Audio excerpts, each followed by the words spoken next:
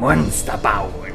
In der letzten Folge kam Dromagott die Erkenntnis, dass diese Socke, diese Monstersocke, einfach zu niveaulos ist für einen Droma-Film, für einen Droma-Fanfilm.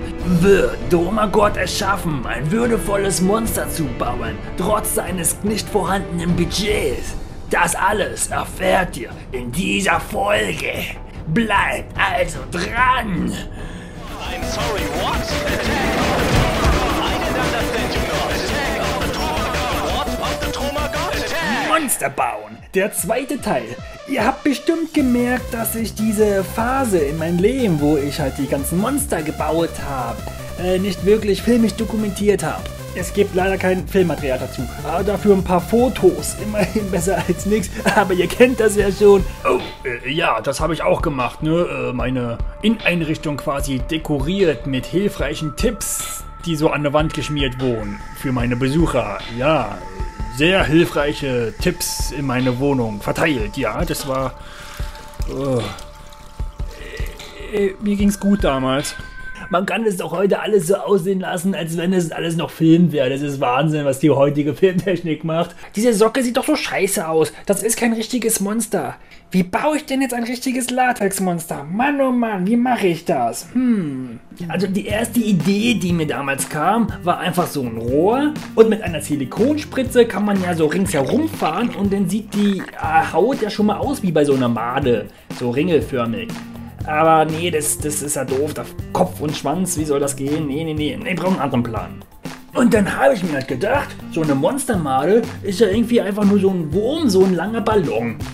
Ja, und das habe ich auch als Körper quasi benutzt. Das war mein Grundgerüst. Dieses Grundgerüst habe ich einfach mit etwas Gipsbinde aus der Apotheke, weil aus dem Bastelladen kostet Gipsbinde irgendwie mehr, Apotheke ist günstiger, halt umrundet, damit es quasi ein bisschen fester wird, weil wäre ja blöd, wenn während der Modulierung das Grundgerüst einfach mal platzt. Nun fehlt aber trotzdem noch der Kopf. Und da ist mir doch eingefallen, Mensch, damals in der Schule, da gab es doch was, das hat man doch immer benutzt zum Modellieren. Salzteig. Salzteig ist quasi Salz mit Mehl und Wasser. Ja, easy. Das wird hart, zwar nicht so hart wie Ton, aber es reicht. Ich muss schon zugeben, irgendwie eine schleimige und klebrige Angelegenheit mit diesem Salzteig. Aber man hat einfach ein bisschen was gemacht und dann Gipsbinde, dann ist es hart geworden, dann ging das schon, dann hat man es umgedreht, dann oben das gleiche, dann hatte man quasi zwei Oberkiefer und naja, dann halt, tada, fertig. Und auf einem Wäscheständer wurde dieser Klotz balanciert, damit ich ihn von allen Seiten mit einem Löffel immer wieder mit Latex beschichten konnte. Das habe ich 3 Wochen lang gemacht, dann war die Schicht so richtig schön dick. Habe weißes Latex dafür verwendet und im Mund habe ich irgendwann rotes Latex verwendet. Ja, damit war es auch angemalt. Es war fertig. Das ist schon ziemlich praktisch gewesen. Da brauchte ich Dromagott anschließend nicht noch anmalen. Das war schon die Farbe. Rot-Weiß, mehr brauche ich nicht. Und während das ganze Zeug trocknet, habe ich die Zeit sinnvoll genutzt. Denn Dromagott braucht ja auch eine Stimme. Einfach nur da sein reicht doch nicht für einen Monsterfilm. Bei Godzillas Stimme, das ist ja so ein bremsender Zug, der rückwärts abgespult wurde oder so ähnlich. Naja, und ich habe halt auch mühevoll die Stimme gemacht von Dromagott. Ja, sehr schön, sehr schön. Die Stimme von Dromagott ist kein anderer als Dromagott selber. Wow. Oh, ist das sexy. Apropos Wichske, also Dromagott ist mittlerweile auch steif und hart geworden, also er ist getrocknet und so konnte ich ihn einfach aufschneiden. Ich habe ihn einfach aufgeschnitten und das Innere, quasi den Luftballon und die Gipsbinde und den Salzteig einfach rausgeholt.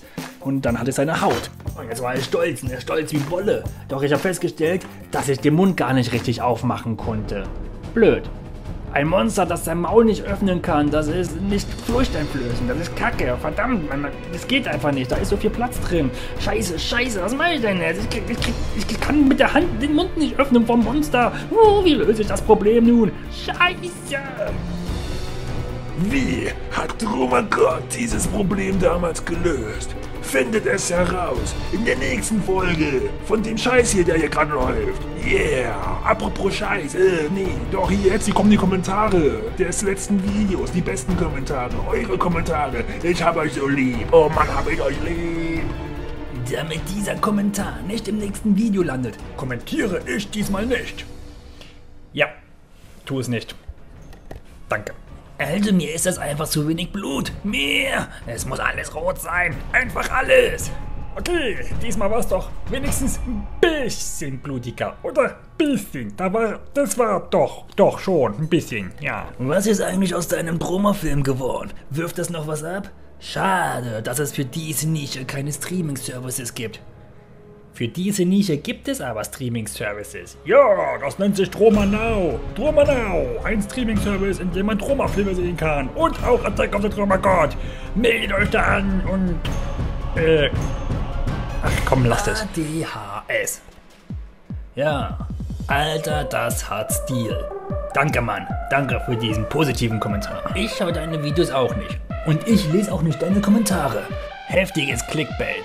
Monster in Form von grüner Socke. Gebaut wurde Schicht. Was? Schicht.